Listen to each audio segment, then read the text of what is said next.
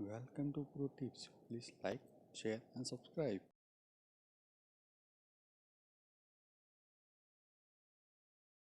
ये 6 स्टॉक में ज्यादातर मेटल के 6 कर दिया आपने एक साथ। हाँ तो भाई एक और ओएनजीसी लिया था कच्चे तेल पे, पर एचपीसीएल भी रखा है। एचपीसीएल अब बहुत मीनिंगफुल नहीं क्योंकि क्रूड बहुत उछाल दिखा रहा है, पर एचपीसीएल इसीलिए क्योंकि कल भी मैंने कहा था और कंटिन्यू कर रहा हूं टीम में, मुझे लगता है स्वीट स्पॉट पे है। कल बाजार जितना चल रहा था उतना तो नहीं चला, 1% का अपटिक फिर भी एचपीसीएल ने दिया, और इसी तरह की आप धीरे धीरे आपको सुगबुगाहट स्टॉक में देखने को मिलेगी।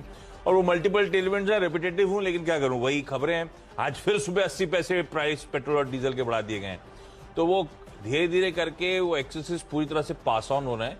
आई एम श्योर इस बीच क्रूड कूल ऑफ हुआ तो ये एक्सेसेस वापस हमारे पास रोल बैक नहीं होंगे, तो इनके वो जो लॉसेस हुए थे ना, जो रिपोर्ट सजेस्ट कर रही थी 4 महीने की, धीरे धीरे उसकी भरपाई भी शुरू हो जाएगी। मुझे लगता नहीं वो सरकार छोड़ेगी, तो एचपीसीएल इसीलिए स्वीट स्पॉट पे, वो डिविडेंड डोलआउट्स वगैरह अपनी जगह, मुझे लगता है एचपीसीएल को रडार पे रखेंगे आज भी। इंडसइंड बैंक और फेडरल बैंक्स में असल टेलविंड आ रही, बैंक ज्यादा स्वीटर स्पॉट पे लग रहे हैं इस समय। जब रिलायंस ब्रीदर पे चला गया है थोड़ा सा निफ्टी में, आईटी ब्रीदर पे चले गए, बैंक्स ही हैं जो इस समय वापस फायर कर रहे हैं। तो बैंक्स को तो रखना है रडार पे, बैंक निफ्टी के थ्रू हो या फिर कुछ स्पेसिफिक कॉन्स्टिट्यूएंट्स। मुझे लगता है इंडसइंड बैंक और फेडरल बैंक दोनों को रखना चाहिए, क्योंकि जो क्वार्टरली अपडेट्स आ रहे हैं अब वो दिखा रहे हैं कि इस क्वार्टर के नंबर्स बैंक्स के बुरे नहीं होंगे।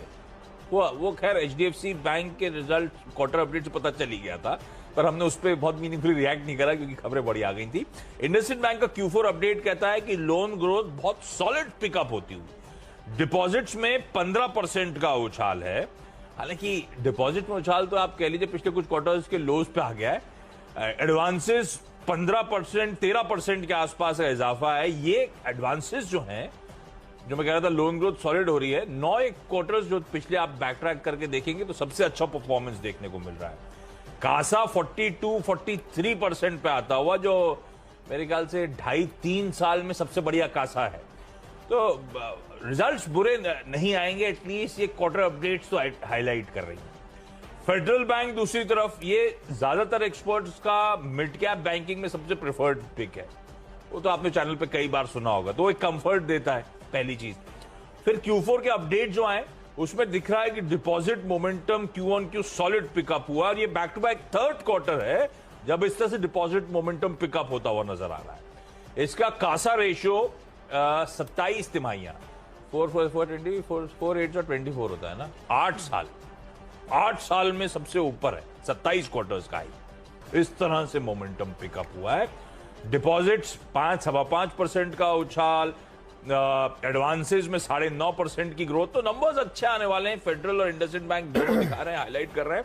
मुझे लगता है इन दोनों को, इनके सिर्फ वो Q4 अपडेट्स के चलते रडार पे रखूंगा। अब बैंक की जो होपफुली टेलविंड्स आएंगी, टेलविंड मतलब वो एचडीएफसी ट्विंस कल के अपमूव कर कैसा बिहेव करेंगे वो नहीं पता, लेकिन एक्स ऑफ एचडीएफसी ट्विंस मुझे लगता है कोई दिक्कत आनी नहीं चाहिए, सबके सब थोड़ा बहुत ट्रैक्शन मोमेंटम दिखाते हुए नजर आए, तो ठीक है।